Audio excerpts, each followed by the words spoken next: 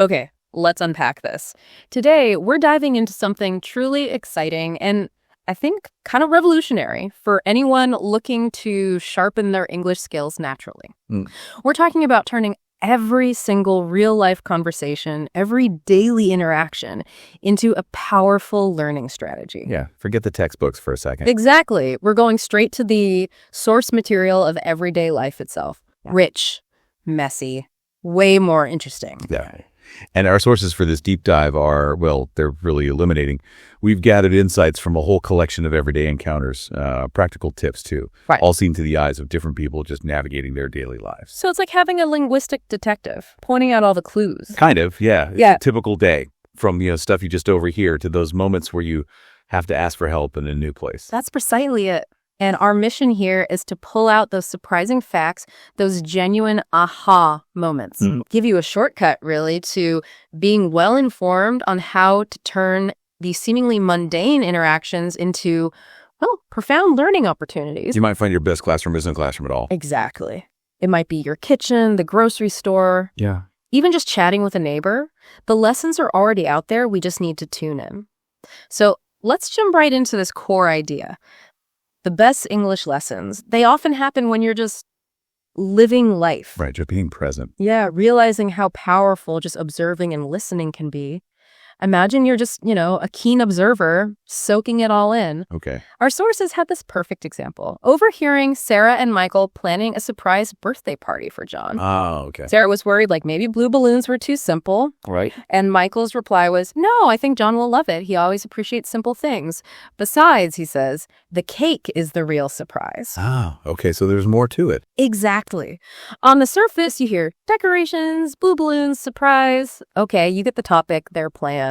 But Michael's little comment about the cake, that adds a whole deeper layer, doesn't it? He's hinting at a secret. Yeah, what's truly fascinating there is how these aren't just random bits of talk. They're like blueprints. Blueprints? How so? Blueprints for understanding how real English speakers convey stuff beyond just facts, feelings, intentions.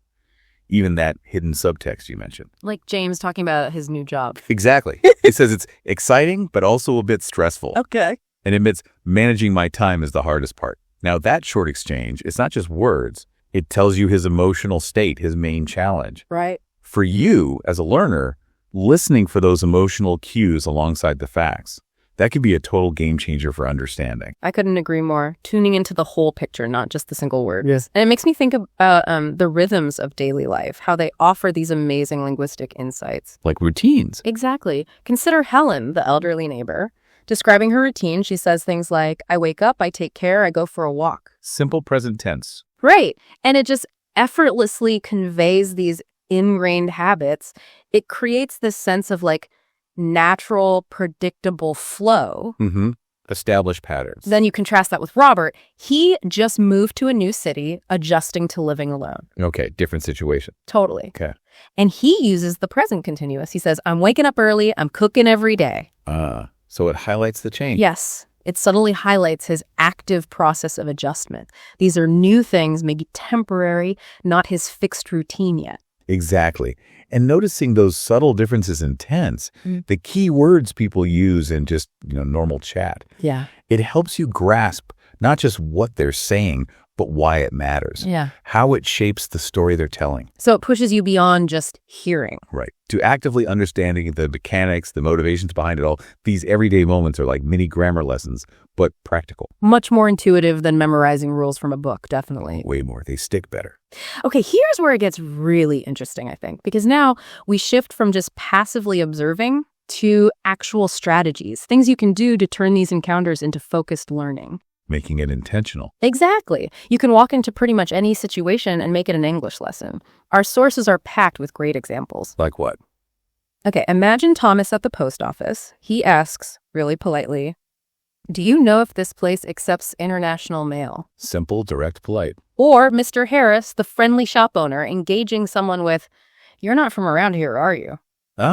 Showing curiosity. Yeah. These aren't just small talk. They're perfect natural conversation starters. They model politeness, curiosity, really crucial parts of interacting in English. That raises an important question, though. How do you go beyond just starting the conversation? How do you make it strategic learning. Good point. The sources give us some great frameworks here.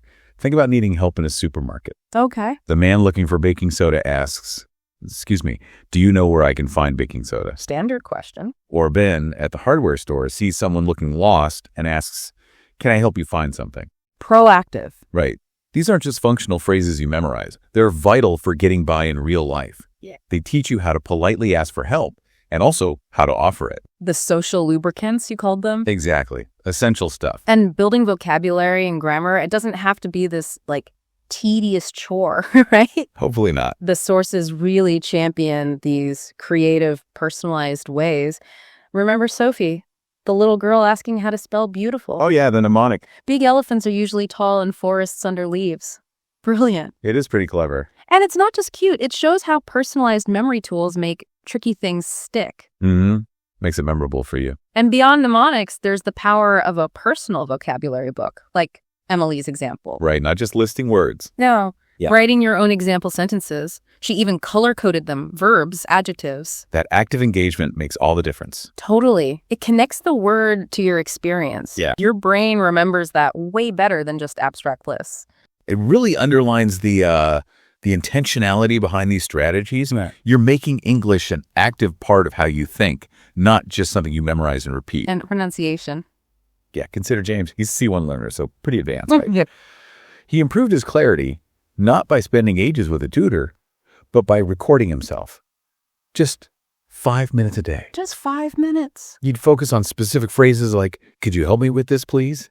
Then listen back, adjust. Self-correction. That small, consistent habit, that self-awareness, that's what really speeds up improvement. I love that. The mirror of self-recording. And you can take that idea further, can't you? To thinking in English during just everyday tasks. Absolutely. Imagine washing your hands. And as you do it, you just narrate in your head, I'm turning on the tap, I'm using soap, I am washing for 20 seconds. Building the habit internally. Yeah.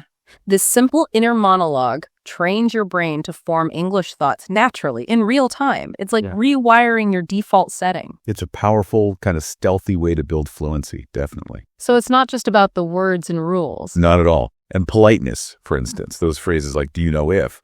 or "Could you please?" Yeah. It's not just about being nice. It's a crucial part of communicating effectively in English, especially, professionally or in unfamiliar situations. Like Mr. Johnson teaching about writing good email. Right. Understanding the social rules is as important as the grammar rules. Exactly. These personalized techniques, memory tricks, custom vocab lists, self-recording, they all just really hammer home the power of making the learning journey uniquely yours. Okay, now let's talk about the mental game. This is huge, right? Staying motivated, dealing with mistakes, actually seeing your progress. This is where people often get stuck. It's easy to get discouraged. But our sources have some fantastic, really human insights here. Take Daniel. The glass of bread guy? That's the one. Accidentally asked for a glass of bread in a restaurant. Easily done. Instead of being totally embarrassed and giving up, he used that confusion to learn and remember the right word roll or bun. But the sources dig deeper. It's not just about fixing the error. It's how the shock of the mistake. The Oopa moment. Yeah, that cognitive dissonance often makes the correct version stick in your memory way better than just practicing perfectly ever could. Productive failure. Exactly. Daniel's story isn't just about learning bread versus roll. It's about the unique power of making mistakes constructively. Yeah, and if we connect that to the bigger picture, these strategies are basically building blocks for resilience, for keeping going. Like the mistake tracker. That really stands out, yeah. A notebook, maybe a note on your phone where you log errors and how you corrected them. Okay, why is that so helpful? It helps you see patterns. Maybe you keep saying he go instead of he goes. Ah, I see. So you move beyond just feeling frustrated about one mistake to seeing, okay, this is a specific thing I need to work on.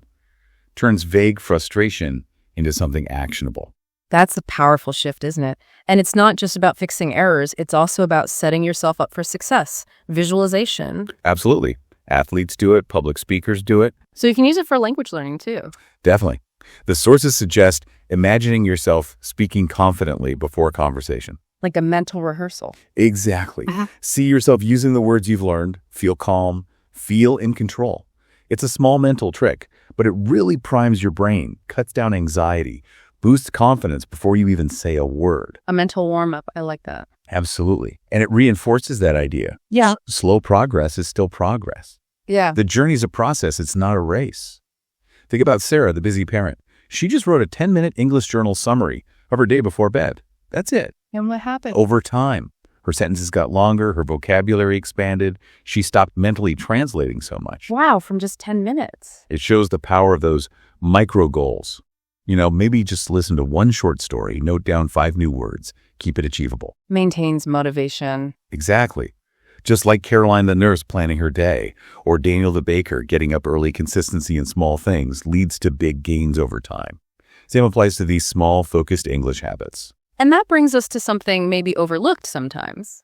Collaboration. Support. Oh, hugely important. Our sources showed couples like Ben and Sarah. They just set aside 15 minutes a day to talk about their day in English or practice tricky phrases together. Turning shared life into shared learning. Yeah, they turned chores or planning into practice time.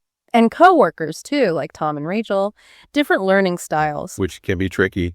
But they communicated openly, figured out how to be good language partners for each other. It really shows how teamwork, which is vital in life anyway, is also this powerful catalyst for learning. Makes the whole thing feel less daunting when you're not doing it alone. Precisely. All these psychological tools, embracing mistakes, visualization, setting goals, working together, even something simple like a success jar. A success jar? Yeah, where you just jot down small wins, little achievements.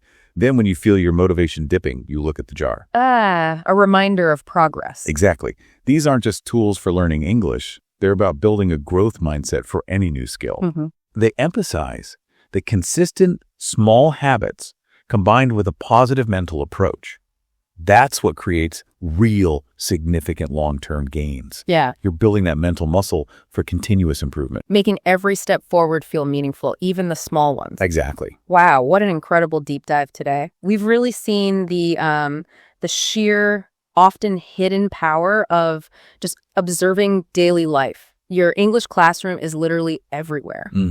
You just have to notice it. And we explored those targeted learning strategies, how to turn passive listening into active, intentional learning. Making it work for you. And maybe most importantly, we highlighted that crucial role of a resilient mindset, embracing mistakes, celebrating the small wins, essential for consistent and hopefully joyful growth. Definitely. And here's maybe a final thought to take away with you. Okay. Consider this. Every single interaction you have, no matter how brief, how mundane, it holds a potential lesson. Not just in English. Not just in English. Lessons in observation, in empathy, in problem solving. How might you actively look for and internalize those lessons in your daily life, making every moment a subtle, maybe, but powerful step forward? It's a continuous unfolding, really. That's a fantastic challenge, and it really shifts how we think about what learning even means. So keep practicing, stay curious, and honestly, believe in your progress. Yep. You're doing better than you think. Thanks so much for joining us for this deep dive into making every day an English learning adventure.